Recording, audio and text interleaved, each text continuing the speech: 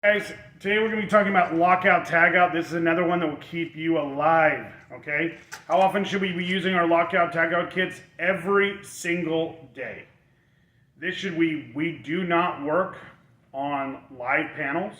So we work on panels that are de-energized whenever we're going to be doing work on them. So we want to make sure we've done our testing. So we've done our 3-point testing. We're going to go ahead and use our testing unit to test to make sure we've shut off the breaker properly, we've tested our tester, we've tested the voltage, and we test again. So this is one of those items we've gone in. We can now remove the dead front. We can test our voltages, make sure everything in the panel is dead. We can look at our meter and make sure that's dead if that need to be the case. We can go ahead and choose the appropriate attachments for that. This is an approved kit from us.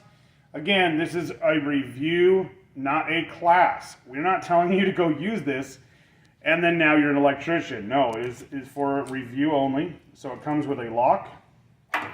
You have a hasp, which is if you're going to have multiple guys. Like yesterday we had a battery tech on site, and we also had a electrician doing some MPU type work for a sub panel down the way. So it comes with a tag, which should have your name and number on there.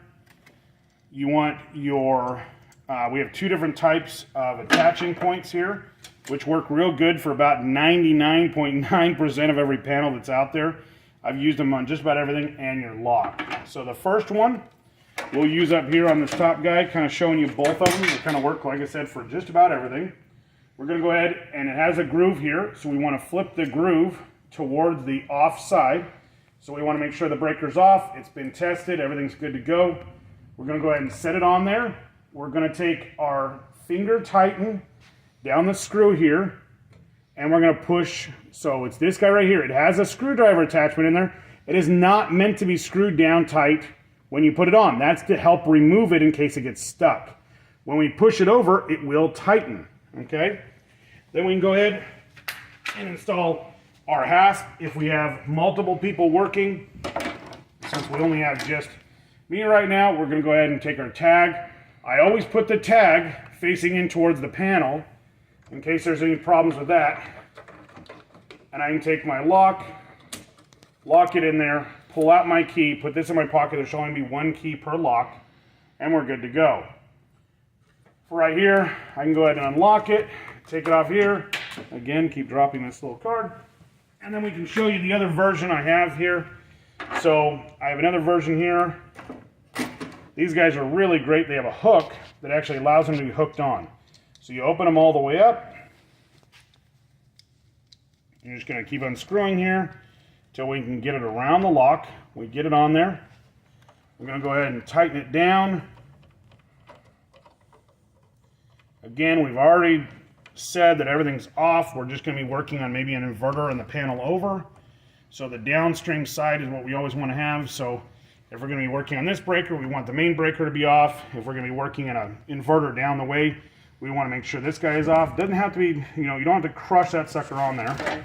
Now, if for some other reason we want to have multiple people, we can go ahead and use the hasp. Go ahead and crank this guy in there. And so once we've got that in there, we go ahead and close it. Oh, whoops, sorry, put my tag on there. We always have to have our tag on there. We only require a date if you're going to be leaving that site.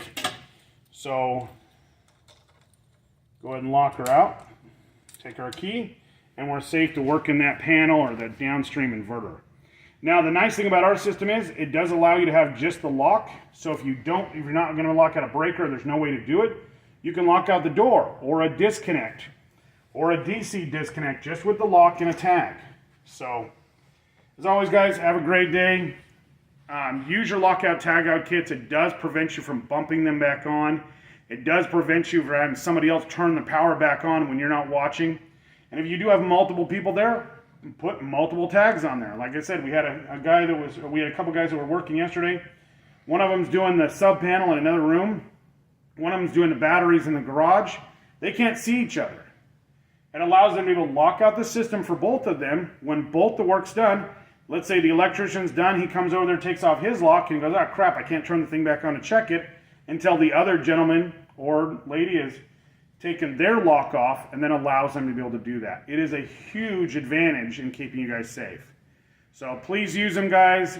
They're provided for you. And be safe and have a great day.